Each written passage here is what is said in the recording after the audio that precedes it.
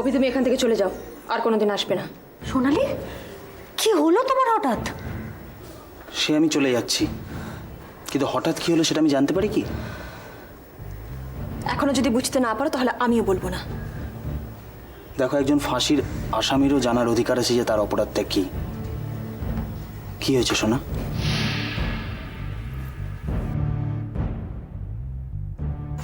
অসম্ভব। আপনার আমি একটা কথা শুনবো, আপনি চলে যান মিসেস লতা গুহ। না না না না, চলে যাব বলে তো আমি আজকে আসিনি। আমার কথা আপনাকে শুনতেই হবে। না না, আপনি একবার বলছেন আর বলবেন না। আমি কিন্তু আপনার কোনো কথাই শুনবো না। এটা আপনারই ভালোর জন্য বলছি মিস্টার সেন। এতে আমার ভালো না? হ্যাঁ, পুলিশের জালে যেভাবে জড়িয়েছেন তাতে আপনার মুক্তি পাওয়ার কোনো উপায় নেই। তাই আমাকে রোহিতের বিরুদ্ধে কেস তুলে নিতে হবে না? বলতে হবে রোহিত নির্দোষ। হ্যাঁ, না, আমি রোহিতের বিরুদ্ধে এফআইআর তুলে নেব না। বুমেরাং হয়ে যাবে কিন্তু সব। দেখুন, আমি জানি আপনি আর রোহিত এক ছাদের নিচে থাকেন, আর আগুন আর ঘি একসাথে থাকলে কি হয় সেটা আমার খুব ভালো করে জানা আছে। আপনি কেন আমার কাছে ছুটে এসেছেন সেটা আমি খুব ভালো করে বুঝতে পারছি। না, আপনি বুঝতে পারছেন না। যুবতী বিধবা ছুটে এসছে আমার কাছে তার প্রণয়ীর প্রাণ ভিক্ষা চাইতে। না মিস্টার সেন, এসেছি দুজনেরই সুবিধার কথা বলতে, লেনদেন বলতে পারেন। দেখুন লতা, আমার মন মেজাজ এমনিতেই ভালো নেই। অযথা কথা বলে আমার সময় নষ্ট করবেন না প্লিজ। যতই আপনি নিজেকে নির্দোষ নির্দোষ করে গলা ফাটান, লোকে কিন্তু আপনাকে দোষী ভাববে। রোহিতের এগেনস্টে কেসটা তুলে নিলে অন্তত লোকে এটা ভাববে যে আপনি প্রতিহিংসা পরায়ণ নন। একটা পরিষ্কার ইমেজ তৈরি হবে আপনার, যেটার আপনার ভীষণ প্রয়োজন। ইমেজ? নিশ্চয়ই। অরিন্দম সেন বলতেই লোকে কি বোঝে? রোহিতের সাথে শত্রুতা? নিশ্চয়ই। আরে অদ্ভুত, উল্টো দিকের লোকটাকে না দেখে লোকে আমাকে শুধু দোষী ভাবে, আর ওই লোকটা যে আমার বউয়ের সঙ্গে প্রেম করে বেড়াতো সেটা কিছু নয়। প্রাক্তন বউ বলুন। আরে ওই হলো, ডিভোর্স তো তখনও হয়নি। ডিভোর্স না হলেও দূরত্ব তো হয়েই গিয়েছিল। তাছাড়া মালা নিজে আমাকে বলেছিল যে রোহিতকে পেয়ে সে সুখী। ভালোবাসাটা দুতরফেরই ছিল। রোহিতের এগেনস্টে কেসটা তুলে নিন, তাতে আপনি বাঁচবেন। বাঁচতে চান না? মিথ্যা একটা আক্রোশ পুষে রেখে লাভ? রোহিত মালাকে খুন করেছিল? সেটা প্রমাণ সাপেক্ষ। শুধু সন্দেহের জেরে কিচ্ছু প্রমাণ হয় না মিস্টার সেন। কেস তুলে নেব? হ্যাঁ। তাতে আমার ইমেজটা ক্লিয়ার হবে? হ্যাঁ, হবে। কেস তুলে নিলে পুলিশের সন্দেহটাই আর ধোপে টিকবে না। সন্দেহের আঙুল আপনার দিকে আর উঠবেই না।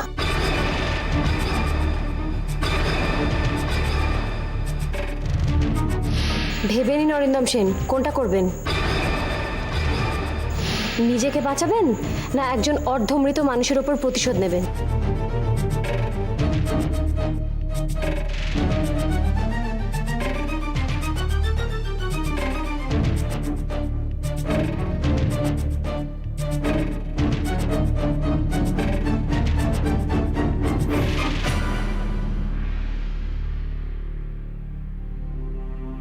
আমার দাদার অ্যাক্সিডেন্ট হলো, অপারেশন হলো, ব্লাড দিতে হলো, এখনো অব্দি নার্সিং হোমে জমে মানুষের টানাটানি চলছে তাকে নিয়ে।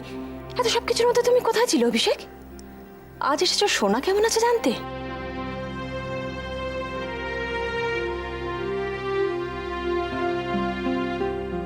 এতগুলো দিন সোনালি তোমাকে ছাড়া চালিয়ে নিয়েছে, বাকি দিনগুলোও পারবে। বিপদের দিনেই যদি তোমাকে পাশে না পেলাম অভি, সুখের দিনে থেকে কি লাভ বলো তো? সত্যি এরকম মানুষ আমি দেখিনি। তুমি চলে যাও অভি, চলে যাও। আমি চলে যাচ্ছি সোনা, শুধু যাওয়ার আগে একটা কথা বলে যাব। আমি ছিলাম, আমি সবসময় তোমাদের পাশেই ছিলাম। মনে মনে সে থাকার কি লাভ অভি? এসব সব মন ভোলানো সব কথার কথা আমি জানি। না, এগুলো মন ভোলানো কথা নয়। রাতের বেলা সূর্যকে দেখা যায় না ঠিকই, তার মানে কি সূর্য নেই? চাঁদের আলোটা কিন্তু সূর্যরই দেওয়া। আবার সেই মন ভোলানো সব কথা। ডক্টর আদিত্য ব্যানার্জি ছিলেন তো হৃদয়ার পাশে? কি ছিলেন তো? শুধু ছিলেন নয়, সর্বক্ষণ 24টি ঘন্টা দাদার পাশে ছিলেন আদিত্যদা। তার কারণ আদিত্যদার হাসপাতালের ভারটা ছিল আমার কাঁধে।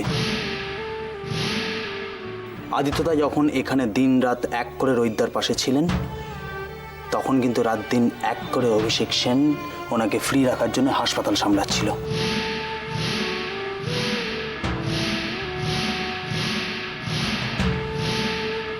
আর আমার মনে হয় ডক্টর অভিষেক সেনের চাইতে ডক্টর আদিত্য ব্যানার্জি সেই সময় রোহিতদার পাশে থাকাটা অনেক বেশি দরকার ছিল। দেখো, সবসময় সবার সাহায্য বা সবার পাশে থাকাটা চোখে দেখা যায় না সোনা, কিন্তু সেটা থাকে।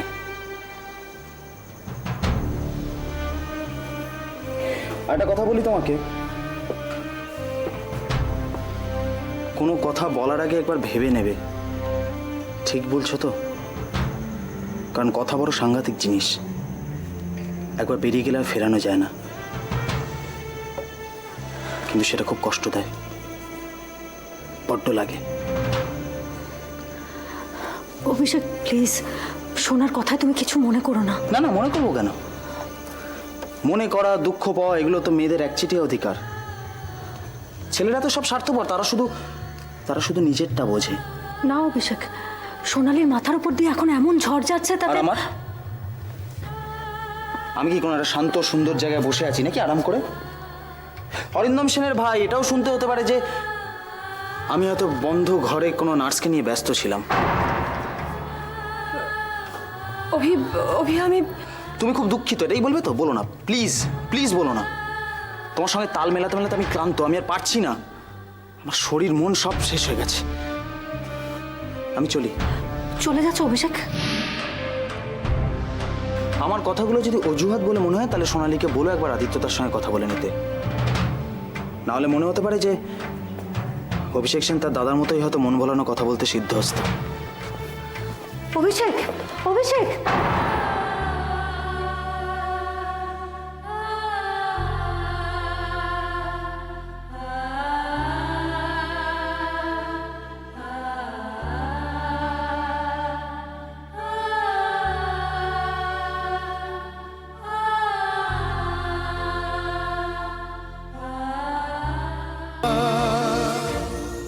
কি হয়েছে প্রিয়ম? প্রিয়ম, কি হয়েছে? না অরিন্দম ফোন করেছিল। তাই? কি হয়েছে রোহিতের? কিচ্ছু না, একই রকম। পুলিশ অরিন্দমের কাছে এসেছিল, এবার আমাদের পালা। গন্ধ শুকতে শুকতে ঠিক পুলিশ এখানে এসে পৌঁছে যাবে। ও এই ও এই? হ্যাঁ, ওই মানেটা কি? ও এই বলছো কেন? মনে হলো তাই বললাম। মনে হলো তাই বললাম? তোমার মগজে কিচ্ছু ঢুকছে না। পুলিশ আমাদের কাছে আসছে, পুলিশ তোমার কাছে আসছে, একের পর এক কোশ্চেন করে যাবে। ঠিক ঠিক সত্যিটা আমাদের সবার সামনে চলে আসবে এবার। প্রিয়ম সিনা ভয় পেয়ে গেছে। সেটাই তো স্বাভাবিক নয় কি? নিজের ভালোবাসার মানুষটার বিপদ, ভীষণ বিপদ, আর সেটাতে আমি ভয় পাবো না? ভুল করো না প্রিয়ম, কিসের ভুল? ফিরে যাও। মানে? এই অবধি আমরা একসাথে ছিলাম, বাকিটা বাকিটা আলাদা। নেহা, এরপর থেকে রাস্তাটা আমাদের বিপজ্জনক প্রিয়ম, ফিরে যাও। তার মানে বলছো আমি তোমাকে একা ফেলে রেখে চলে যাব? আমি ফাঁসির আসামি প্রিয়ম, আর ফাঁসির আসামির গলায় দড়ি মানায়, ফুলের হার নয়। আমাকে বিয়ে করা অসম্ভব। আমি মানতে রাজি নই। এটাই বাস্তব। না, বাস্তব এটাই যে আমি তোমাকে ভালোবাসি, আর যতক্ষণ না রাস্তাটা শেষ হচ্ছে আমি কোথাও যাব না। রাস্তাটা কোথায় শেষ? যেখানে আমি আর তুমি একসাথে ঘর বাঁধবো। হাসছো কেন? একজন ফাঁসির আসামির সাথে ঘর বাঁধার স্বপ্ন দেখছো, যার নিজের জীবনেরই কোনো ঠিক নেই। পুলিশ আসবে না, মুখোমুখি আমাদের দাঁড়াতেই হবে, পালাবার কোনো পথ নেই। এটা হয়তো ঠিক যে তুমি আমাকে ভালোবাসো না, কিন্তু আমি তোমাকে ভালোবাসি। আমি রোহিত সমেতে আমি তোমাকে ভালোবাসি। বিশ্বাস করো নেহা, তুমি একা নও, তুমি একেবারে একা নও। হ্যাঁ, এটা তুমি মনে রেখো। আর মনে রাখবে যে আমি তোমাকে চাই, তুমি আমাকে না চাইলেও আমি তোমাকে চাই। তার কারণ তুমি সত্যি একা, তুমি বড় একা, আর আমি তোমার সঙ্গে আছি, থাকবো।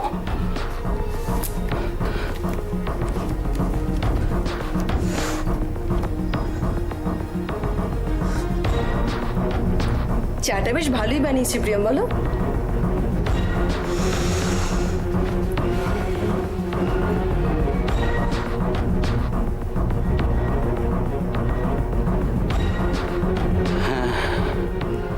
হ্যালো, লতা গুহ আছেন? হ্যাঁ বলছি, অরিন্দম সেন কথা বলছি। বলুন। আমি আপনার ফোনের অপেক্ষাতেই ছিলাম। অন্য সময় হলে এই কথাটা শুনে খুব ভালো লাগতো, কিন্তু এখন যাকে যেটা বলার জন্য আপনাকে ফোন করা।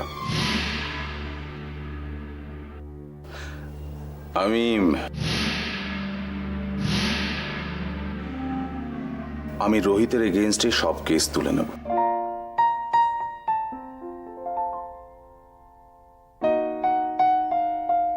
আমি ভেবে দেখলাম আপনার কথাই ঠিক, আপনি বাঁচলে পাবেন না, তাই আপাতত আমি নিজেকেই বাঁচাতে চাই। Thank you mister Sen. কি বলে যে ধন্যবাদ দেব? থাক মিসেস গুহ, ধন্যবাদের ব্যাপারটা কে কাকে দেয় সেটা তো সময় বলে দেবে।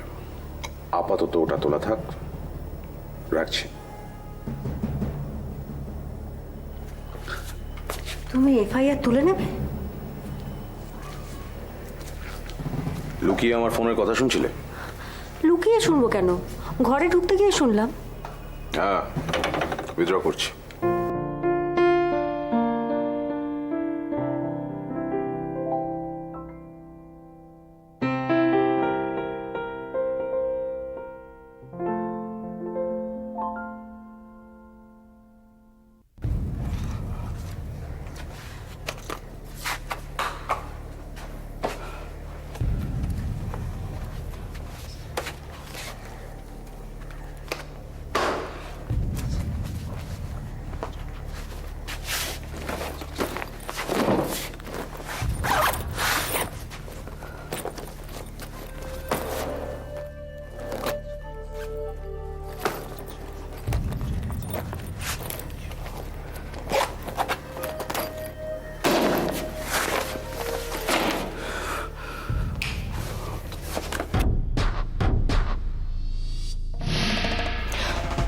অরিন্দম তোমাকে বাইরে ফোন করতে না করেছে। এভাবে বাঁচা যায় না নেহা, ঘর আর জমা জল শেষ হয়ে গেছে, আমাদের বেরোতেই হবে।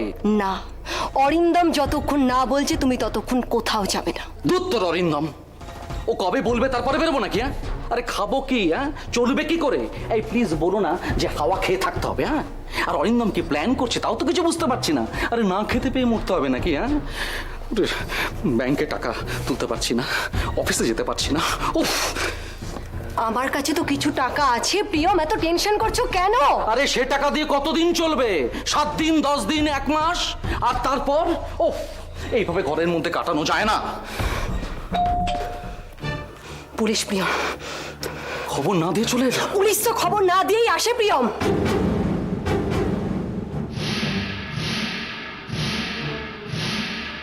তুমি ভেতরে যাও। দরজাটা খোলো, যাও, দরজা খুলতেই হবে, যাও প্রিয়ম, দরজাটা খোলো।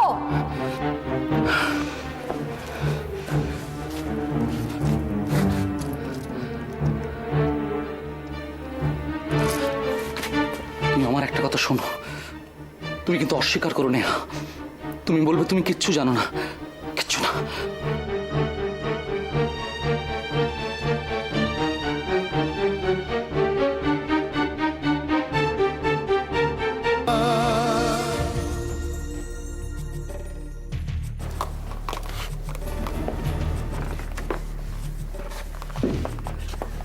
নেহা, দেখো কে এসছে, my friend philosopher and guide. কুপুলক।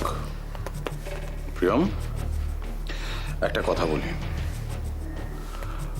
আমার কাছ থেকে আশা করতে পারো, কিন্তু বেশি কিছু আশা করো না। মানে? কতগুলো পেপারস আছে, সই করতে হবে, আর এই চেকগুলোতে সই করে দাও। চেক? অবশ্যই। 1 মিনিট, এগুলো কি? এগুলো পেপারস যাতে নেহা আর প্রিয়মের সই চাই। দেখি দেখি। এটা বেইমানি। মোটেও না। নিশ্চয়ই তুমি এভাবে আমাদের ধোকা দিতে পারো না। কি অদ্ভুত, এদিকে বলছো আমার সাহায্য চাই, ওদিকে সাহায্য করতে গেলে বলছো ধোকা, বেইমানি। অদ্ভুত। আরে এ তো পাওয়ার অফ অ্যাটর্নির কাগজ। হ্যাঁ তাই তো, সই করে প্রিজমের সব ক্ষমতা আমরা তোমাকে দিয়ে দেবো। পাওয়ার অফ অ্যাটর্নি মানে তো তাই হয়। No never. আরে তোমাদের দুজনের মাথার উপর খুনের কেস ঝুলছে। ঝোলেনি এখন। আরে ঝুলবে, আজ না হয় কাল। আর রোহিত যদি বেঁচে যায় তাহলে অ্যাটেম্পট টু মার্ডার, তার জন্য জেল হবেই তখন। আরে সই না করলে প্রিজমটা চালাবে কে? ব্যবসা বন্ধ হয়ে গেলে তো হরি মোটর চিবোতে হবে নাকি? আর তোমার সবকিছু তোমার হাতে চলে যাবে। সবকিছুর জন্য টাকা পয়সা বিজনেস সবকিছুর জন্য তোমার উপর ডিপেন্ড করতে হবে। সেটাই স্বাভাবিক। মোট কথা তোমরা প্রিজমে আসবে না। বাট হোয়াই, কেন? এত বড় একটা ঘটনার সঙ্গে আমি নিজেকে জড়াবো না, ব্যাস। অরিন্দম আমরা বিজনেস পার্টনার, আমাদের মধ্যে লুকোনোর কিচ্ছু নেই, কিচ্ছু নেই। তুমি প্রিজমে যেতে বারণ করেছো, যাচ্ছি না, কিন্তু বিজনেসের উপর আমাদের কোনো অধিকার থাকবে না। এটা কি ঠিক? বেঁচে থাকার জন্য আমার মনে হয় এটাই ঠিক। তুমি মাস গেলে আমাদের টাকা দিয়ে দেবে, আমরা কোনো ব্যাপারে মাথা ঘামাবো না, চেকে সই করে দেবো, কিন্তু প্লিজ পাওয়ার অফ অ্যাটর্নিতে আমরা সই করতে পারবো না। সরি প্রিয়ম। এই যে শোনো, হ্যাঁ। তুমি কি অরিন্দম সেনের কাছে দয়া ভিক্ষে করছো? দয়া ভিক্ষা নয়, এটা নীতির প্রশ্ন।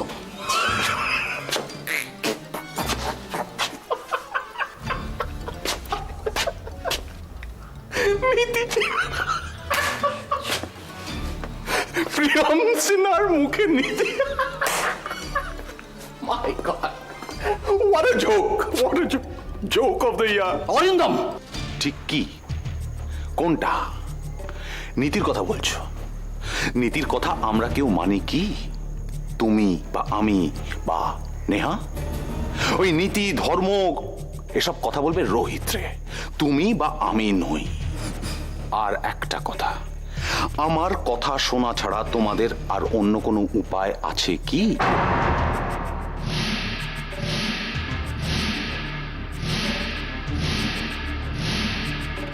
নেই। সো ও হ্যাঁ, আরেকটা কথা, রোহিতের খুনের ব্যাপারে পুলিশের সন্দেহ অবভিয়াস কারণেই আমার উপরে পড়বে। তার কারণ রোহিতের সঙ্গে আমার শত্রুতাটা একেবারে খোলাখুলি। তাই আমি ঠিক করেছি রোহিতের এগেইনস্টে মালার খুনের ব্যাপারে যে কেসটা আমি করেছিলাম সেটা আমি উইথড্র করব। কি? ইয়েস, অরিন্দম সেন থাকবে একেবারে ক্লিন স্লেটে। কেস উইথড্র করে নিয়েছো? নিচ্ছি, নেব। আমি এই ঘটনার কোনো দায় নেব না, পরিষ্কার কথা।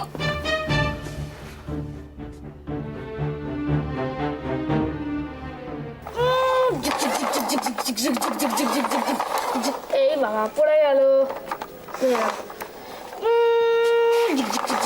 ঘুম ভাঙলো বাবান? হ্যাঁ। আচ্ছা বাবান, তোমার শরীর আজকে ভালো লাগছে তো? হ্যাঁ। আচ্ছা মা, তুমি আমাকে বাবান বলে ডাকো কেন? কি বলে ডাকবো? কেন আমার নামে? কি তোমার নাম? আমার নাম